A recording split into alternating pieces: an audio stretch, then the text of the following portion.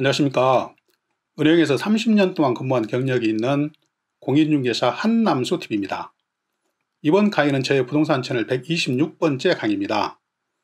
최근 강화된 부동산 대책에 따라서 주택담보대출을 받아서 실거주 목적으로 주택을 구입하려는 매수인은 6개월 이내 입주 조건이 있기 때문에 그 주택에 살고 있는 임차인의 이사 문제에 걸려서 주택의 선택폭이 매우 좁아졌습니다.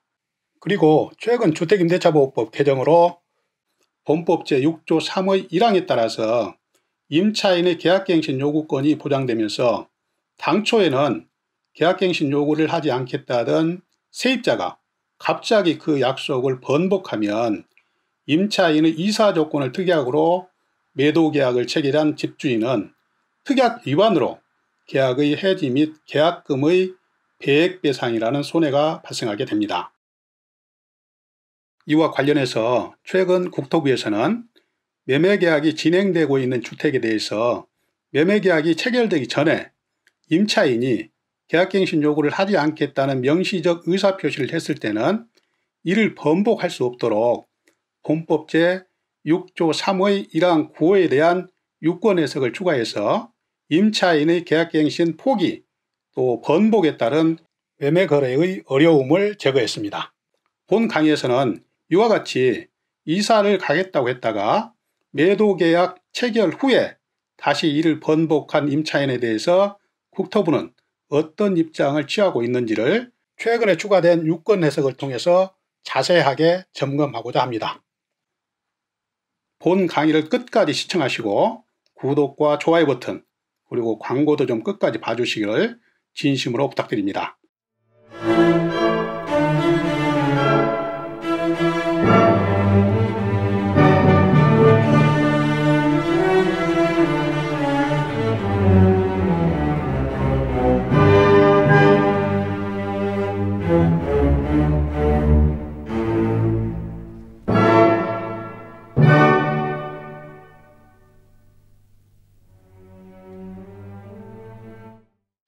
계속해서 말씀을 드리겠습니다. 예를 들어서 설명을 드리겠습니다. 어떤 주택이 있는데 그 주택이 지금 현재 매매 거래가 진행이 되고 있습니다. 그런데 그 주택에 거주하고 있는 임차인은 이 주택이 팔리면 이사를 가겠다 만기에, 다시 말해서 계약갱신 요구권을 포기하겠다고 약속을 했습니다. 그러고 나서 이 주택이 막상 팔리니까 그 약속을 번복하는 태도를 취하고 있습니다. 이럴 경우에 이 임차인에 대해서 국토부는 어떤 입장을 취하고 있는지 거기에 대한 내용을 다음과 같은 목차로 정리를 해드리겠습니다. 첫 번째는 관련 내용이 있는 주택임대차보호법 제6조 3 1항 9호의 내용을 살펴보도록 하겠습니다. 두 번째는 제가 금방 예를 들어서 말씀드린 그 임차인에 대한 종전의 국토부 입장은 어떠했는지, 또 세 번째는 현재의 국토부 입장은 어떤지, 이렇게 세 가지로 구분을 해서 말씀을 드리겠습니다. 이제 본론 설명을 드리겠습니다. 목차에서 말씀드렸듯이 주택임대차보호법 제6조 3 1항의 단서조항을 말씀을 드리겠습니다. 이 단서조항에는 임차인의 계약갱신 요구에 대한 임대인의 거절 사유 9가지를 명시를 하고 있습니다. 그 9가지를 보시면 첫 번째는 임차인이 이기 차임액 연체 사실이 있는 경우에, 두 번째는 거짓 부정한 방법의 임차일 때, 세 번째는 상당한 보상 합의가 있었을 때, 또 네 번째는 임차인의 무단 전대, 다섯 번째는 임차인의 고의나 과실로 주택을 파손했을 때, 여섯 번째는 목적물의 멸실로 주택으로서의 기능유지가 불가할 때, 일곱 번째는 주택의 노후 훼손으로 철거나 재건축을 해야 할 때, 여덟 번째는 임대인이 직접 거주하고자 할 때는 임차인의 계약갱신 요구에 대해서 임대인은 거절할 수 있다. 이렇게 8가지를 명시를 하고 있고, 마지막 9번째 항은 이러한 8가지 외에 개별 사안의 구체적 사정을 고려할 수 있도록 9번째 항을 두었습니다. 그 9번째 항을 보시면 그 밖에 임차인이 임차인으로서의 의무를 현저히 위반하거나 임대차를 계속하기 어려운 중대한 사유가 있을 때는 임차인의 계약갱신 요구에 대해서 임대인은 거절을 할 수 있다. 이렇게 명시를 하고 있습니다. 제가 서두에서 예를 들어서 설명했듯이 매각을 하게 되면 매매 계약이 체결되면 임차인은 그 주택에서 만기에 나가겠다.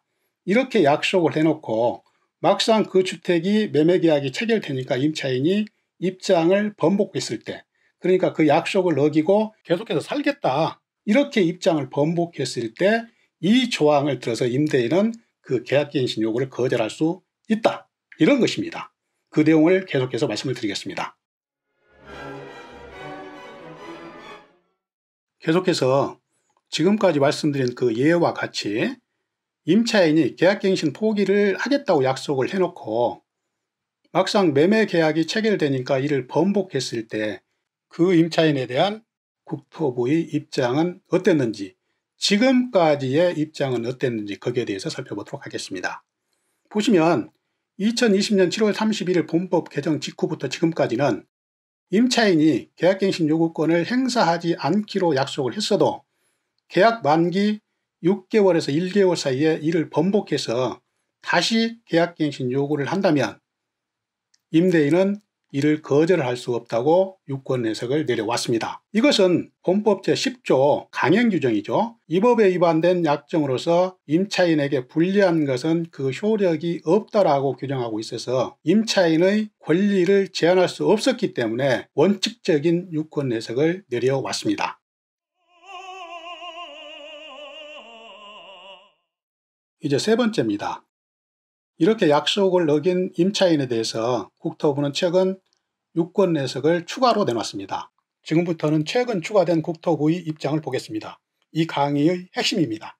2020년 9월 10일자 국토부 홈페이지에 게시된 내용입니다. 그 내용을 보시면 최근 국토부는 임차인이 계약갱신 요구권을 행사할 수 있음에도 불구하고 계약 만료일에 이사하기로 합의함에 따라서 집주인이 이를 믿고 실거주를 위한 매수인과 매도 계약을 체결하는 등 임차인의 계약갱신 포기 의사 표시 후에 제3자와의 새로운 계약 체결 여부 및 임대차 종료와 관련한 당사자 간 논의 경과 등 재반 사정을 고려해 볼 때 임차인이 당초 약속을 번복해서 계약갱신을 요구하는 것이 부당하다고 볼 수 있는 특별한 사정이 있는 경우에는 임대인은 임차인의 계약갱신 요구를 거절할 수 있다고 최근 유권 해석을 내렸습니다.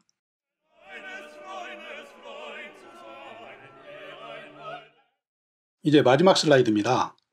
지금까지 말씀드린 최근의 국토부 유권 해석을 그림을 통해서 알기 쉽게 설명을 해드리겠습니다. 예시를 보시면 만기가 있습니다. 만기 1개월 전입니다. 만기 6개월 전입니다. 이렇게 만기 6개월에서 1개월 전 사이에 임차인이 계약갱신 포기 의사를 정확히 밝혔습니다. 임대인은 이를 믿고 거기에서 살고자 하는 매수자에게 매매 계약을 체결을 했습니다. 그러고 난 다음에 임차인이 당초의 계약갱신 포기 의사를 번복할 수가 없다. 이 내용을 그림을 통해서 알기 쉽게 설명을 드렸습니다. 그림을 통해서 설명을 드리니까 잘 이해가 되시죠? 시청자 여러분, 지금까지 약 10분간에 걸쳐서 집주인이 임차인의 계약갱신 요구를 포기한다는 의사표시를 믿고 실거주를 목적으로 하는 매수자와 매매 계약을 체결한 이후에는 임차인은 당초의 약속을 번복할 수 없다는 국토부의 최근 유권 해석 내용을 설명을 드렸습니다. 좀 도움이 되셨는지요? 이해가 되셨는지 모르겠습니다.